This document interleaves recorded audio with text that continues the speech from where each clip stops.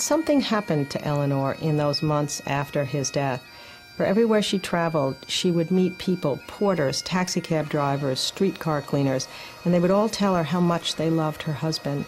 And she realized, she said, what he had done for the countrymen, for these people that she cared about so much, and what his leadership had meant to this nation that she so adored.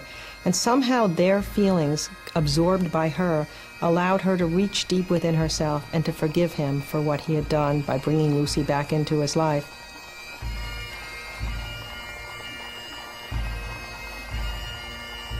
There would be no state funeral for Franklin Roosevelt. He had insisted it would be inappropriate with American boys dying on battlefields in distant lands. Instead, the caisson was borne slowly through the streets of the nation's capital to the White House, a time for Americans to reflect on what they had lost. He was a soldier of freedom and a soldier of democracy who died fighting for that cause. He'd been president for 12 years. Many, many adult Americans had never known any other president. And suddenly this extraordinary source of confidence that they'd come to almost take for granted was gone.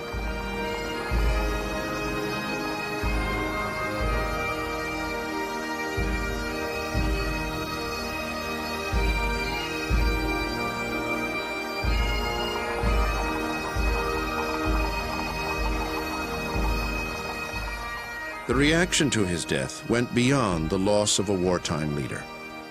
It reached back to earlier times, to a personal connection established between this president and the American people, an appreciation of the distance they had traveled together.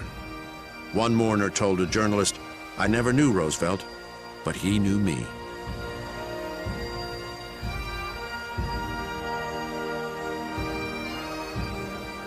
People held up signs. He got me a job. He saved my home. And on a boxcar in Denver, somebody had chalked on the freight train, "Roosevelt is my friend." And that's what a great many Americans had come to feel as a result of programs that provided help for the unemployed, because of the Fireside Chats, a sense that there was an intimate friend that they had in the White House.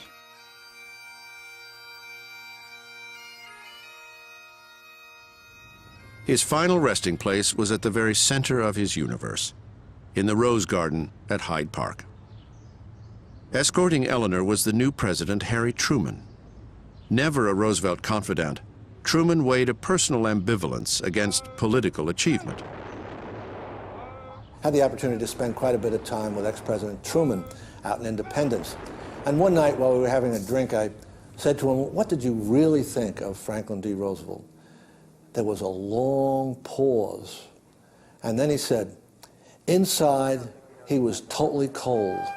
He didn't care for you or me or anyone else in the world, but he was a great president. He brought America into the 20th century."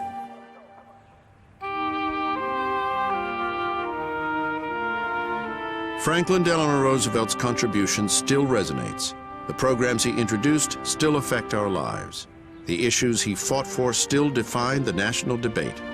The role of government, the place America should assume in the world. Franklin Roosevelt richly deserves to be understood as one of the very few great leaders in American political history. Indeed, I would say his stature is second only to Abraham Lincoln's. Lincoln held the Union together and freed the slaves, two great achievements.